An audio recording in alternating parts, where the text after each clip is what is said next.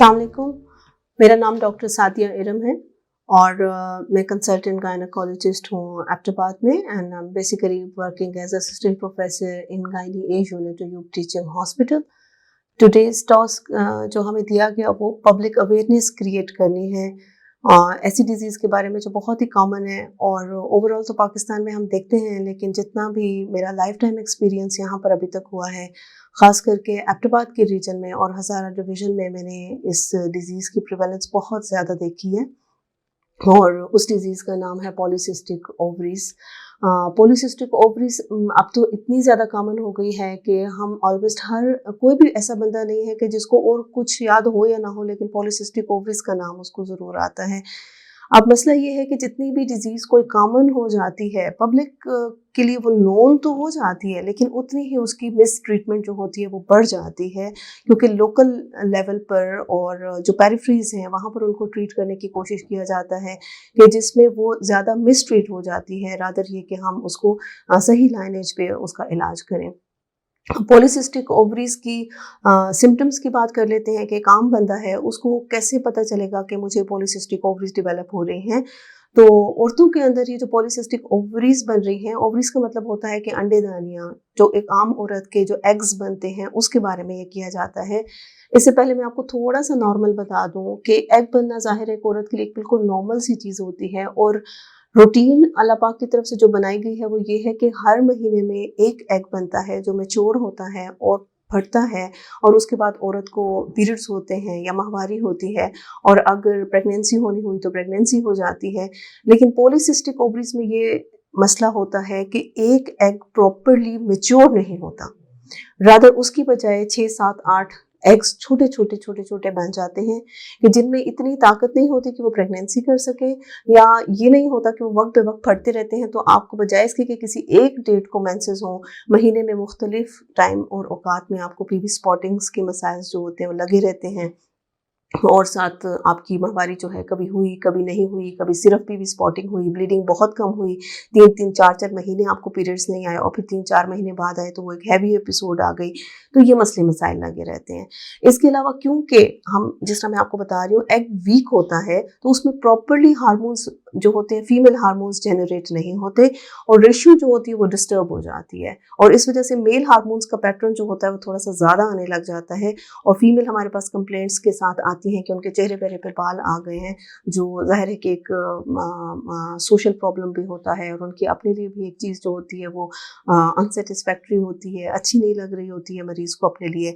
और जो main problem है वो वेट गेन का होता है कि वेट गेन बहुत ज़्यादा है, ख़ास करके औरतें हमारे पास आती हैं कि पेट बहुत ज़्यादा निकल आया है, जिसका मतलब है कि सेंट्रल ओबेसिटी हो रही होती है। मेन जो होता है वो आपका डिसफिगरिंग की तरफ आप जा रहे होते हैं, जो बहुत इंटॉलरेंस देखी गई है सोसाइटी के अंदर। ये तो एक डिजीज का पैटर्न है, जाहिर है एक बीमारी है वो अपने आप को इसी तरह प्रेजेंट करती है। टाइफाइड है फीवर के साथ प्रेजेंट करेगा, मलेरिया है फीवर के साथ करेगा, पॉलीसिस्टिक ओवरीज अपने साथ अपने आप को इसी तरह प्रेजेंट करेंगी। अब मसला सिर्फ ये है कि इसको मिस यूज और मिस ट्रीट किया जा रहा है। बेसिकली पॉलीसिस्टिक ओवरीज के मरीज को मैं आज ये बताना जरूर चाहती हूँ कि इसमें डॉक्टर का रोल सिर्फ 50% होता है, मेडिकेशंस का रोल सिर्फ 50% होता है। 50% ही मरीज अपने आप को खुद ट्रीट करता है, उसके अपने हाथ में ये चीजें होती हैं और उसमें जो मेन चीज जो मेन ट्रीटमेंट है इस पेशेंट की जो वो उसके अपने हाथ में होती है वो उसकी वेट रिडक्शन। जैसे ही आप अपने वेट को रिड्यूस करते हैं आपके हार्मोन्स नॉर्मलाइजेशन की तरफ आ जाते हैं। हम सोसाइटी में जो मैं कॉन्सेप्ट जनरेट करती हूँ, लोग आती हैं, खवातीन आती हैं मेरे पास, वो कहते हैं हम मोटे हो गए क्योंकि मेंसेस नहीं हो रहे। उनका ख्याल है कि मंथली मेंसेस होंगे तो हमारा वेट जो है वो कंट्रोल रहता है। वही समझते हैं कि ब्लीडिंग होती है तो वेट कम होता है। बेसिकली आपके मोटे होने की वजह से मेंसेस नहीं हो रहे। ये नहीं है कि मेंसेस नहीं होने की वजह से आप मोटे हो रहे हो, ऐसा कुछ नहीं है। पीरियड्स ना होने की वजह से आप मोटे नहीं हो रहे, आपके मोटे होने की वजह से पीरियड्स नहीं हो रहे। So first treatment is to reduce your weight. अब उसमें मैं बार बार आपको ये कहूंगी कि लग्जरीज की तरफ मत जाएं। मतलब ये कि आपने 10 दिन के लिए जिम ज्वाइन किया, 1 महीने के लिए जिम ज्वाइन किया, उसको बहुत एंथुसियास्टिकली किया, फिर आपने नेट खोल लिया, जो चीज़ें आपकी समझ में नहीं भी आ रही थी आपने उनको पढ़ के अपने ऊपर अप्लाई करने की कोशिश की। ये काम नहीं करने। 1 महीने आप बहुत एंथुसियास्टिकली इसको अप्लाई करते हैं और उसके बाद फिर आप तंग आकर दोबारा अपनी रूटीन पर शुरू हो जाते हैं और वेट रिडक्शन इतनी होती नहीं जितना आप सुपर एडेड वेट गेन कर लेते हैं। डाइटिंग पीसीओएस में करने का मतलब ये है कि जो अल्लाह ताला ने आपको इजाजत दी है, आपकी जेब इजाजत देती है, उसमें रह के आप डाइट करें। जो चीजें आपने अवॉइड करनी है, आप चावल ज्यादा ना खाएं, आलू ज्यादा ना खाएं, मीठा ज्यादा ना खाएं, कोल्ड ड्रिंक्स ना पिएं, और जितनी भी चीजें जो वेट पुट इन करती हैं, सिर्फ फीकी चाय पीने से कुछ नहीं होगा। तो ये चीजें आपने अवॉइड करनी है। 3 टाइम का खाना खाना है, बीच में खाने को आप अवॉइड करें, ओवर ईटिंग करने की कोशिश ना करें। रोटी में बहुत ज्यादा स्टार्च होता है, तो अपनी जो आप रोटी जिस साइज की खाते हैं उसका साइज आहिस्ता आहिस्ता कम करें और अपना पेट सलाद से भरने की कोशिश करें। जो भी आप सलाद अफोर्ड कर सकते हैं, आप उसको अपनी क्वांटिटी को अपनी डाइट के अंदर ज़्यादा कर लें, बजाय इसके कि आप लग्जरीज में फंसें और हाई कैलोरी जो है आपकी हाई प्रोटीन डाइट चल रही है और पता नहीं कौन कौन सी डिफरेंट किस्म की जो डाइट्स के प्लान्स हैं वो नेट पे आए हुए होते हैं। साथ आप जिम ज्वाइन कर लेते हैं। जितना भी घर अल्लाह पाक ने आपको दिया है रूटीन में, उसको आधा घंटा वॉक करने की कोशिश करें। आपका मेन एम ये होता है कि जो भी आपका वेट है उसका 5% आपने रिड्यूस करना है, आपके हार्मोन्स नॉर्मल आ जाते हैं। ठीक है, तो ये ओरिएंटेशन याद रखें कि जितना भी आपका वेट है उसका 5% अगर आप रिड्यूस करते हैं तो आपके हार्मोन्स नॉर्मल होना शुरू हो जाते हैं। ठीक, अब हम जो पेरिफ्रीज में लोग ट्रीट कर रहे हैं, लोगों ने पेशेंट्स के दिमाग में अल्ट्रासाउंड किया और डाल दिया आपको पानी की रसूलियां हैं, आपको पानी की रसूलियां हैं। जो औरत आती है हमें पानी की रसूलियां हो गई हैं। For God's sake, this is not something tumour, this is not tumour. ये वो छोटे एग्स हैं जो फटे नहीं हैं। इसको आप रसोलियों से जो है वो मुशाबा करने की जरूरत नहीं है। इनको ये एक नॉर्मल चीज है, ठीक हो जाती है। आप वेट अपना रिड्यूस करें, आपकी सारी चीजें बैक टू द नॉर्मल आ जाती है। रिवर्सिबल डिजीज है, कोई ऐसी परमानेंट डिजीज है नहीं है। दूसरी चीज ये कि आप जब नेट पढ़ते हो तो कुंवारी बच्चियां भी इस फिक्र में डल जाती हैं, ये तो इनफर्टिलिटी करता है, ये तो कल को शादी में मसले हो जाएंगे, मेरा तो बच्चा नहीं होगा।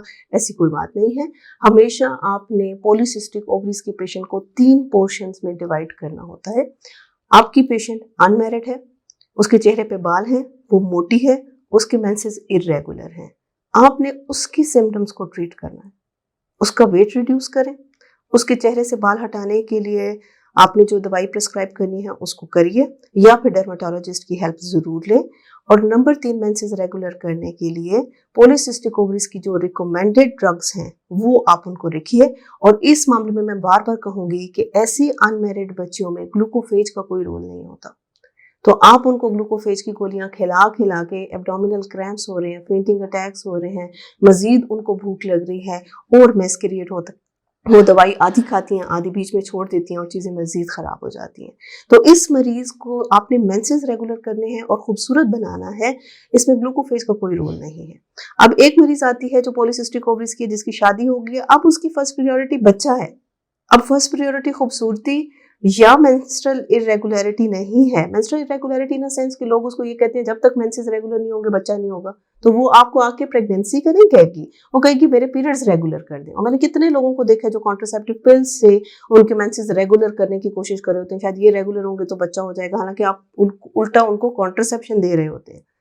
तो जो मरीज जिसको बच्चा चाहिए उसमें कॉन्ट्रासेप्टिव पिल्स का कोई रोल नहीं है, या मेंस्ट्रुअल रेगुलरिटी के लिए जो साइक्लिकल पिल्स हैं उनका कोई रोल नहीं है। इस मरीज को आप ओवुलेशन इंडक्शन पे डालिए और ओवुलेशन इंडक्शन पे डाल के एक अच्छा हेल्दी एग बनाएं, जिसको चांस दें आप कि उसमें अल्लाह पाक करम करे और प्रेगनेंसी करे।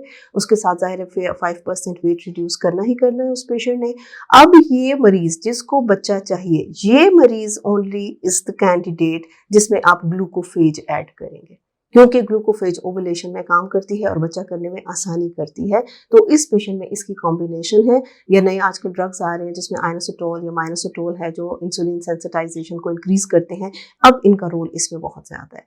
तो उसको जब आप ऐड करते हैं तो अल्लाह करता है कि अल्लाह शिफा देता है और प्रेगनेंसी ज़रूर होती है इंशाअल्लाह ताला। और फिर तीसरी मरीज़ है जिसके बच्चे हो गए हैं, फैमिली कंप्लीट हो गई है, अब उसने पॉलीसिस्टिक ओवरीज डेवलप कर लिए, अब उसको बच्चे का वक्फा भी चाहिए और मेंसेस का रेगुलरिटी भी चाहिए और उसको थोड़ा बहुत अपना फिगर भी ठीक करना है। अब इसको वही 5% आप वेट रिड्यूस करिए।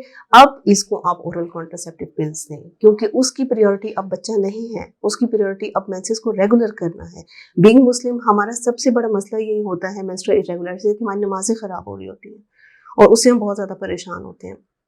तो पब्लिक अवेयरनेस के लिए मैं ये मैसेज भी आपको देना चाहूँ कि जो आपकी ब्लीडिंग होती है वो 11th डे तक आप उसको पीरियड्स कंसीडर कर सकते हैं। 11th डे के बाद अगर आपको ब्लीडिंग होती है तो आप वज़ू करके नमाज शुरू कर सकते हैं। लेकिन ये है कि ज़ाहिर है पीवी स्पॉटिंग थोड़ा सा आपको वहाँ अच्छा नहीं लग रहा होता नमाज वगैरह के लिए, रोज़े के लिए, रमज़ान के अंदर। तो इसमें आपने देखा हमने पेशेंट्स को 3 चीज़ों में डिवाइड किया है। एक अनमैरिड बच्चे जिसमें ग्लूकोफेज का कोई रोल नहीं है, सिर्फ मेंस्ट्रुअल इर्रेगुलरिटीज़ को ट्रीट करना है और उसके चेहरे के बाल जो हैं उनको ख़त्म करना है। दूसरी मरीज़ जिसको बच्चा चाहिए तो हमने बच्चे के ऊपर कंसंट्रेट करना है और ओवुलेशन इंडक्शंस पे डालना है। और तीसरी वो जिसके बच्चे कंप्लीट हैं, उसके मेंसेस रेगुलेट करने हैं और उसको कॉन्ट्रासेप्शन देनी है, तो आपको ओरल कॉन्ट्रासेप्टिव पिल्स का रोल आ गया है। तो माइनोसिटोल का रोल जो है वो तीनों पेशेंट्स में तकरीबन एक जैसा होता है, उसको आप दे सकते हैं, लेकिन ग्लूकोफेज का रोल जो है वो जिस औरत को बच्चा चाहिए उसके अंदर बहुत ज़्यादा है। तो काइंडली ये डिजीज़ जो है बहुत ही सेंसिटिव डिजीज़ है। बस इतना मेरा पैगाम याद रखिए कि औरत और मर्द के रिप्रोडक्टिव सिस्टम में बहुत फ़र्क होता है। मर्द के जो जरासीम है वो सारी उम्र बनते रहते हैं। औरत अपने फिक्स्ड नंबर ऑफ एग्स के साथ आती है जो उसने पूरी ज़िंदगी यूज़ करने हैं। अगर आप उसको मिस ट्रीटमेंट से जो है वो बहुत जल्दी ख़त्म कर देंगे, तो जो औरत 50 साल में बूढ़ी होगी आप उसको 35 साल में बूढ़ा कर देंगे। तो इस चीज़ को आप फैलाइए और बहुत अच्छे से पहले डिज़ीज़ को समझिए कि ये है क्या, और अच्छी बातों को जो है वो आप एम्फसाइज़ करने की कोशिश करें कि ये ट्रीटेबल डिज़ीज़ है, रिवर्सिबल डिज़ीज़ है, मरीज़ के अपने हाथ के अंदर होती है, ये कोई रसौलियाँ नहीं है, इसको टेंशन बनाने की ज़रूरत नहीं है। और कभी भी जब आप जो है वो पेशेंट को किसी भी किस्म की ट्रीटमेंट डालें तो उनको बॉडी शेम करने की ज़रूरत नहीं है कि इतनी मोटी हो तो क्या होगा। आपने उनको बकअप करना है, पॉजिटिविटी लेकर आना है, उनको मॉरल सपोर्ट देना है कि हाँ 1 किलो कम हो गया, 2 है, और करो, थोड़ा सा और करो। जितना आप पेशेंट के साथ पॉजिटिविटी के साथ, मॉरल सपोर्ट के साथ चलेंगे, believe me they give you very good result. तो I wish you good luck और इसको सही ट्रीट करिए ताकि अल्लाह ताला हमारे इनकी दुआओं से हमारी आखिरत को संभाले। Thank you very much.